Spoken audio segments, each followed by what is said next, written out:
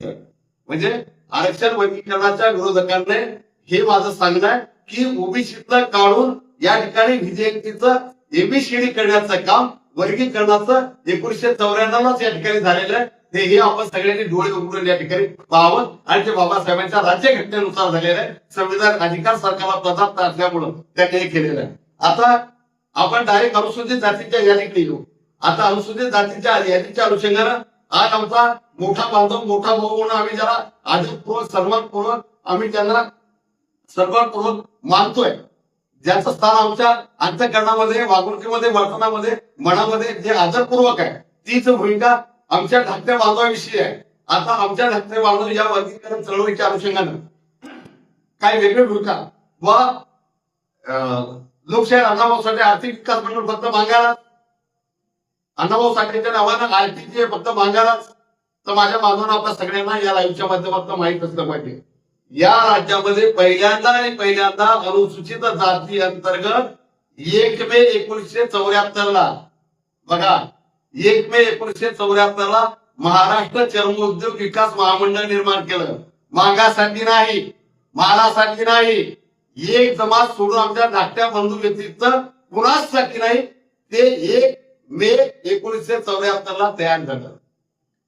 आता जे आम्हाला आरटी आणि अण्णाभाऊ साठेच्या महामंडळाच्या अनुषंगाने बोलतात त्यांनी हे ऐकलं पाहिजे, त्यांच्या समाजात सांगलं पाहिजे. म्हणजे आपल्या डोळ्यात आपण कुसळ पाहायला तयार नाही आणि मागाच्या डोळ्यात आपण मुसळ शोधायला निघलेला. आणि त्याच्यानंतर 10 जुलै 1978ला आपल्या सर्व अनुसूचित जातीतील महाराष्ट्र चर्मोद्योग विकास महामंडळाअंतर्गत लाभ घेणारा जात समूह सोडून उर्वरित सर्वांसाठी 10 जुलै 1978ला महात्मा फुले विकास महामंडळ निर्माण केलं गेलं. आता 2 महामंडळ अनुसूचित जातीमध्ये तयार केले गेले. मात्र त्यानंतर 11 जुलै 1985ला पुन्हा एकदा लोकशाही अण्णाभाऊ साठे विकास महामंडळ तयार केलं.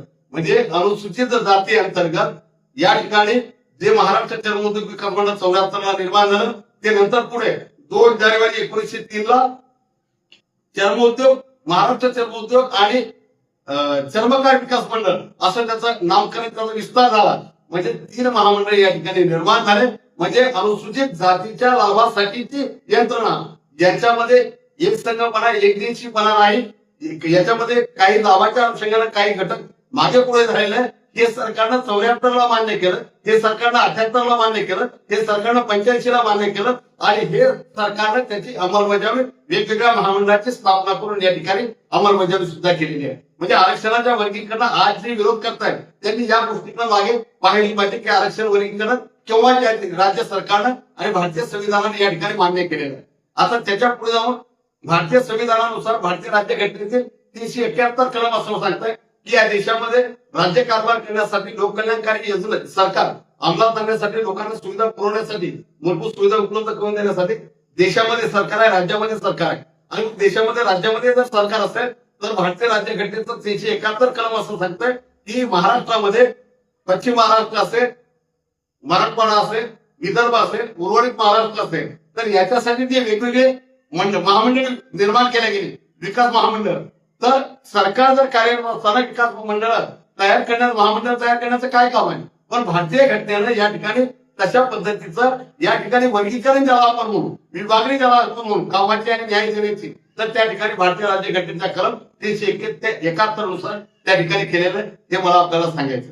त्याच अनुषंगानं एक आश्चर्य व्यक्त करणारं उदाहरण या मागच्या 15 दिवसामध्ये होते. या राज्याचे सन्माननीय माजी समाज कल्याण मंत्री, ज्यांनी सामाजिक न्याय विभाग खातं 5 वर्ष सांभाळलं, असे सन्माननीय राजकुमार बडोले साहेब. आता राजकुमार बडोले साहेबांनी वसतिगृहाच्या प्रवेशाच्या अनुषंगाने जी काही आकडेवारी जात न्याय आहे त्याच्यावर प्रश्न उपस्थित केला आणि छुप्या पद्धतीने आरक्षण वर्गीकरण सरकार करायला लागलं अशा पद्धतीचा हास्यास्पद त्या अनुषंगाने उहापोह करण्याचा प्रयत्न या ठिकाणी केलेला आहे. मला या ठिकाणी बडोले साहेब आणि अशा विद्वान मंडळीला या ठिकाणी विनंती करायची आहे की या देशामध्ये जशा पद्धतीने या राज्यामध्ये चर्मोद्योग महामंडळ असेल, महात्मा फुले महामंडळ असेल, अण्णाभाऊ साठे विकास महामंडळ असेल, अशा पद्धतीनं 1982ला या अनुसूचित जाती अंतर्गत वेगवेगळ्या समाज घटकांचं जात घटकांच्या अंतर्गत येणाऱ्या विद्यार्थ्यांचं शैक्षणिक प्रमाण, त्यांच्या सुविधा, त्यांचं गळतीचं प्रमाण, त्यांचा शिक्षणाचा दर, प्रगती याचा अभ्यास केल्याच्या नंतर हा निष्कर्ष 19